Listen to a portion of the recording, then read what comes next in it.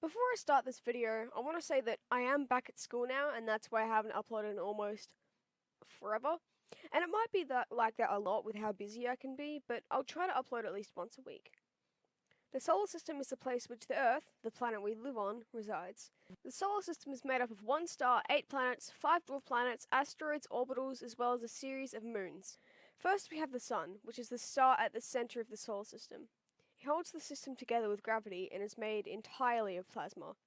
At its core, it fuses nuclei together in a process called nuclear fusion, which I might actually do a video on in the future.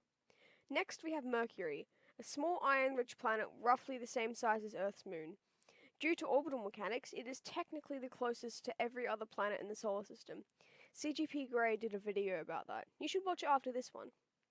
Next we have Venus, the hottest planet in the solar system. It has an extremely dense CO2 atmosphere and a size barely smaller than Earth. Next we have Earth, the planet we live on, and also the only planet in the entire frickin' universe known to have life. It has a nitrogen-oxygen atmosphere and water covering 71% of its surface. Earth has one moon, aptly called the Moon in layman's terms, but to avoid confusion it is often referred to as lunar scientifically. Interestingly enough, Earth is often called Terra scientifically to avoid confusion with the other name for soil or dirt, which is also Earth. Next we have Mars, a small planet about half the size of Earth. It has very little atmosphere, most of which being made up of CO2, with a very rusted surface. Unlike other planets, it has almost no magnetic field.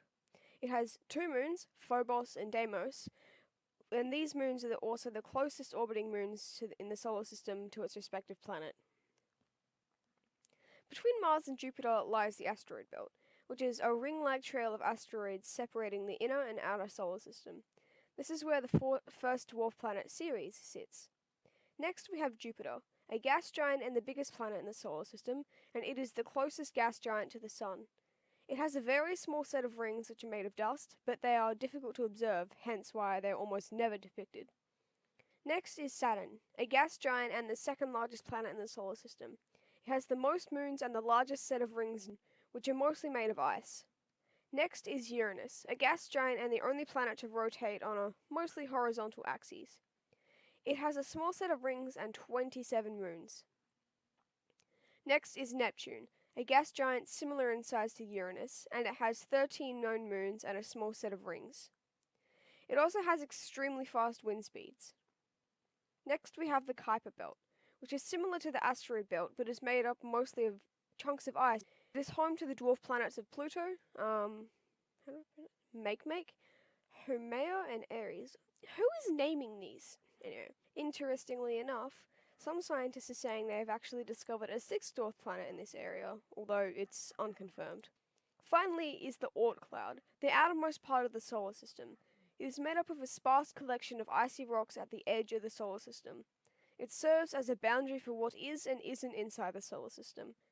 It is unknown how far out this boundary is, but scientists have narrowed it down to start between 0.03 and 0.08 light years from the Sun, and it is said to end 0.79 light years from the Sun. So yeah, about the most definitive measurements you can get, clearly. Anyway, that's the end of this video. I'll see you guys